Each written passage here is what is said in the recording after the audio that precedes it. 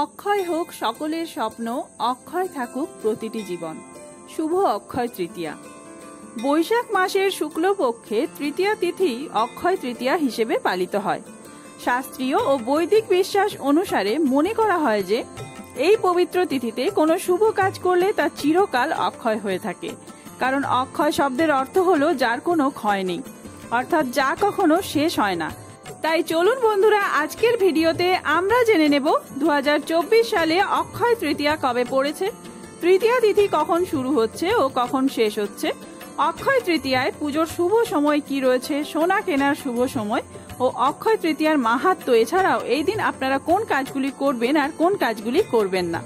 ভিডিওর মূল পর্বে যাওয়ার আগে এই অক্ষয় তৃতীয়ায় মা লক্ষ্মীর অশেষ কৃপা পেতে কমেন্ট বক্সে লিখুন জয় মা লক্ষ্মী। আর যদি আমার চ্যানেলে নতুন হয়ে থাকেন অবশ্যই চ্যানেলটি সাবস্ক্রাইব করে এবং একটি লাইক করে শেষ পর্যন্ত সাথে থাকবেন। আশা করি ভিডিওটি আপনাদের জন্য খুবই হেল্পফুল হবে।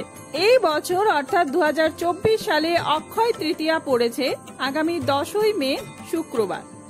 অক্ষয় তৃতীয়ার তৃতীয়া তিথি শুরু হচ্ছে 10ই মে 2024, বাংলার 27শে বৈশাখ 1431 বঙ্গাব্দের শুক্রবার সকাল 5:45 থেকে। তিথি চলবে ওই দিন শেষ রাত 4:50 পর্যন্ত। এই অক্ষয় তৃতীয়ায় শুভ সময় থাকবে 10ই মে সকাল 5:49 থেকে রাত্রি 12:23 পর্যন্ত। অক্ষয় তৃতীয়ায় সোনা কেনার শুভ সময় থাকছে 10ই মে শুক্রবার ভোর 4:17 থেকে ওই দিন রাত্রি 12:50 পর্যন্ত। অক্ষয় তৃতীয়া দিনটির বিশেষ ধর্মীয় মাহাত্ম্য রয়েছে। মনে করা হয় অক্ষয় তৃতীয়া থেকেই নতুন যুগের সূচনা হয়।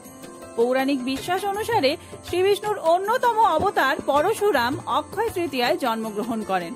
আবার মহাভারতে উল্লেখ আছে যে অক্ষয় তৃতীয়া তিথিতেই যুধিষ্ঠিরকে অক্ষয় পাত্র দান করেছিলেন শ্রীকৃষ্ণ। এই অক্ষয় পাত্রের খাবার কখনো ফুরোয় না। এই পাত্র থেকে দরিদ্র মানুষদের খাবার বিতরণ করতেন যুধিষ্ঠির।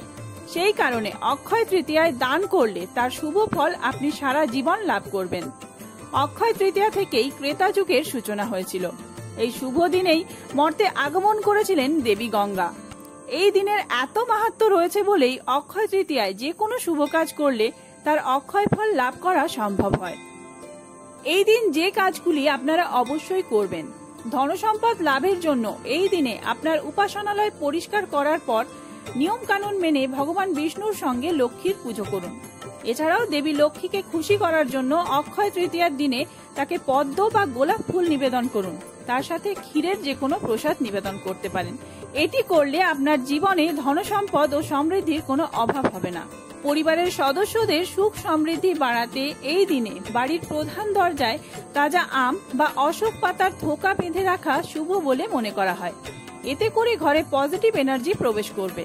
এবার জেনে নেওয়া যাক অক্ষয় তৃতীয়ার দিন কোন কাজগুলি করলে মা লক্ষ্মী রুষ্ট হন, অর্থাৎ আপনারা কোন কাজগুলি এই দিন অবশ্যই করবেন না। অক্ষয় তৃতীয়ায় সোনার উপর মতো দামি বস্তু কেনার নিয়ম রয়েছে। তবে যাই কিনুন না কেন, কেউ যদি আপনার দরজা থেকে এই দিন ক্ষুধার্ত অবস্থায় ফিরে যান তাহলে অমঙ্গল হয়। কোনো ভিখারি, গাভী বা অন্য যে কেউ এদিন আপনার বাড়ির দরজায় এসে উপস্থিত হলে তাদের অন্ন জল গ্রহণ না করিয়ে ফিরতে দেবেন না। অক্ষয় তৃতীয়ায় বাড়ি থেকে কেউ ক্ষুধার্ত অবস্থায় ফিরে গেলে মা লক্ষ্মী রুষ্ট হন। দারিদ্র ব্যক্তির পিছু ছাড়ে না। এই তিথিতে ভোরবেলা উঠে স্নানের পর লক্ষ্মী নারায়ণের পুজো করুন। নৈবেদ্য নিবেদনের পরই এদিন অন্ন জল গ্রহণ করবেন। পুজো ও ভোগ নিবেদনের আগে অন্ন জল গ্রহণ করাকে শাস্ত্রে চুরি বলে মনে করা হয়। মতে অক্ষয় তৃতীয়ায় কারো কাছ থেকে টাকা ধার নেওয়া উচিত নয়। নিজের সামর্থ্য অনুযায়ী উৎসব পালন করুন। এদিন কারো কাছ থেকে টাকা ধার চেয়ে কেনাকাটা করবেন না। এর ফলে আর্থিক সমৃদ্ধির পরিবর্তে ভাগ্যের দারিদ্র্যের অন্ধকার ছেয়ে যায়। এই তিথিতে অসহায়দের সাহায্য করলে লক্ষ্মীর আশীর্বাদ লাভ করা যায়।